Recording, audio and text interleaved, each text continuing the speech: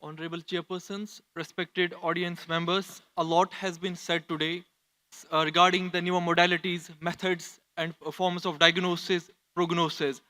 However, being the primary caregivers of the cancer patients, one of the deadliest diseases, there are a lot of decisions we have to make regarding the diagnosis and treatment of the patient.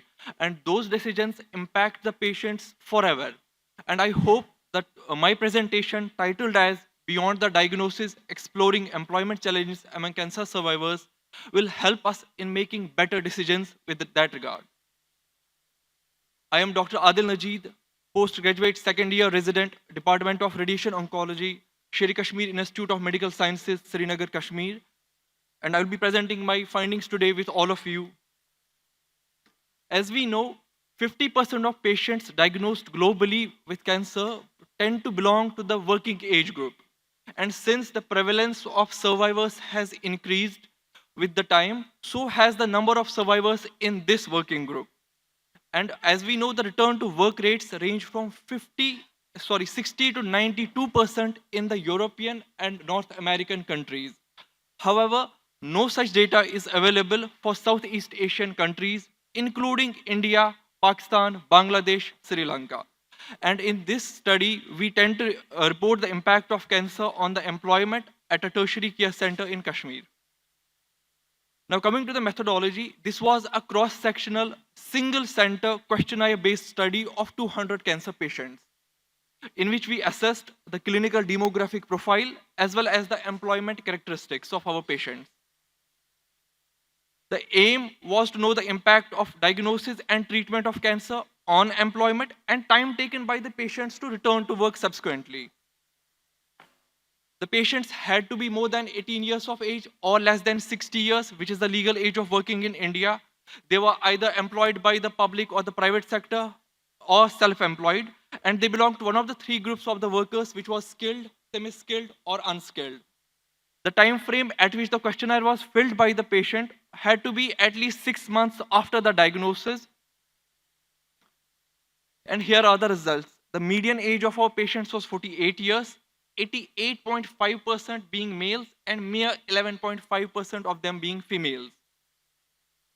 The type of cancers, as already established by various studies from Kashmir, which belongs to the northernmost part of the India, the gastrointestinal malignancies were most common, that is 30.5%. The hematological malignancies were 18%, thoracic was 17.5%, head and neck 14.5%, and genitourinaries were 13%. The majority of our patients were unskilled workers, 48%, followed by semi-skilled workers, which were 35.5%, and the skilled workers were the least percentage, which is 16.5%. Now, this is very important for us because 67.5% of our patients were self-employed, with 16% being employed in the private sector and 16.5% being employed in the government sector. 88.5% were full-time employees, 8.5% were seasonal employees, and 3% were part-time employees. And this is something which really shocked us, which we were not expecting in our study, that 75% of our patients lost their employment after the diagnosis, and mere 25% were able to retain their employment status. As we see the various patterns in the loss of employment, the highest hit group was those who were self-employed, among which 88.9% of the patients lost their jobs.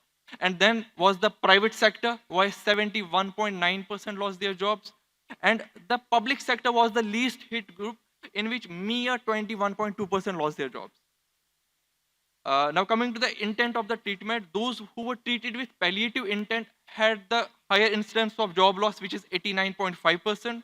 And those treated with curative intent had job losses of 69.2%.